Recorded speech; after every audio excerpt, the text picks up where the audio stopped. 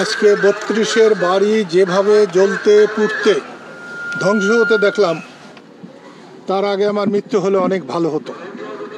দেশে একটা বিপ্লব ঘটে গেছে। আমি ছাত্রদের এই সফল আন্দোলনকে অভিনন্দন জানাই। বঙ্গবন্ধু আর শেখ হাসিনা কোনো মতে এক কথা নয়। বঙ্গবন্ধু জাতির পিতা, স্বাধীনতার মহানায়ক।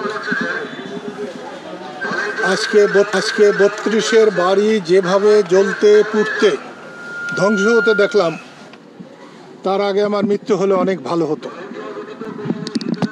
নিশ্চয়ই আওয়ামী লীগ অন্যায় কাজ করেছে অনেক। শেখ মুজিব কিছু করে নাই, সে বাঙালি জাতিকে সম্মানিত করেছে। আজকের এই ধ্বংস ভবিষ্যৎ ইতিহাসে বাঙালি জাতির জন্য একটা কলঙ্কের হয়ে থাকবে। আমি সফল ছাত্র নেতৃবৃন্দকে বলবো, দেশকে ধ্বংসের হাত থেকে রক্ষা করুন, সংখ্যালঘুদের জীবন রক্ষা করুন।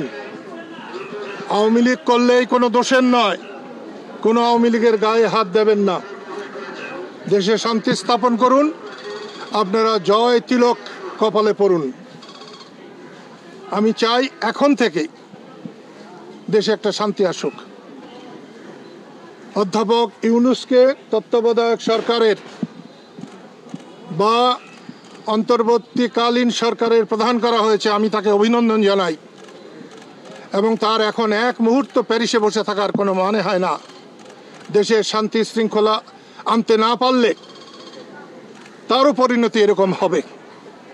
সেই জন্য আমি সবাইকে ধৈর্য ধরতে বলছি, সবাইকে নিয়ন্ত্রণের মধ্যে থাকতে বলছি, এবং ছাত্র বন্ধুদেরকে অভিনন্দন জানিয়ে তাদেরকে বলবো, দেশে শান্তি শৃঙ্খলা রক্ষা করা এখন তাদের সবচেয়ে বড় দায়িত্ব, এবং সে দায়িত্ব পালনে তারা ব্যর্থ হবে না, এটাই আমি আশা করি।